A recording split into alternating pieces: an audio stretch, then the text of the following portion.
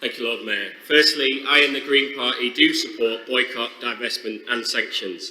On the Labour amendment, there is a lot here that we welcome and support. We have been clear and consistent in condemning all atrocities. No killing of civilians is justified. Neither is any attempt to divide our communities. We oppose all forms of racism and always will.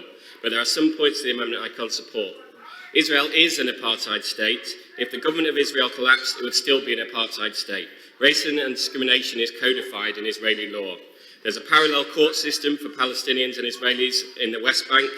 Inside 48 Israel, Palestinians are not equal citizens and never have been. I encourage everyone to read the Amnesty International report on Israeli apartheid, read the citizenship law, read the nation-state law, read the law of return.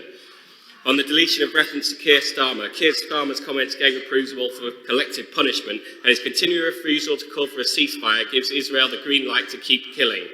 What David Lammy said last night in reference to the bombing of Jabalia refugee camp was indefensible. On deleting reference to and actions on Israeli apartheid, this shows that you are not committed to a just solution and equality in historic Palestine. To the Lib Dems, your amendment deletes our entire motion, so although there are some things I agree with, we cannot vote for it. In terms of condemning Hamas's atrocity, we have been consistent in condemning this atrocity and all atrocities, and will continue to do so as we believe all human life is sacred. My question to everyone is, do you condemn the collective punishment of Palestinian civilians? Do you condemn the bombing of schools and hospitals? Do you condemn the illegal 16-year siege of Gaza, world's largest concentration camp?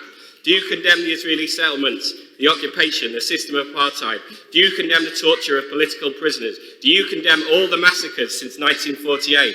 On hostages, of course, we call for the unconditional release of all hostages.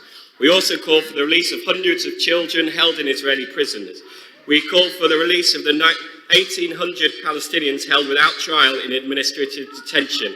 We also call for the 1,590 Palestinians arrested in the West Bank since the 7th of October, and we call for the release of the 2.3 million people held hostage in Gaza for the last 16 years who are now under constant brutal bombardment. The question is, why don't you? The answer is endemic. The answer is endemic anti-Palestinian racism and a pervasive British colonial mindset which identifies with the coloniser, not the colonised.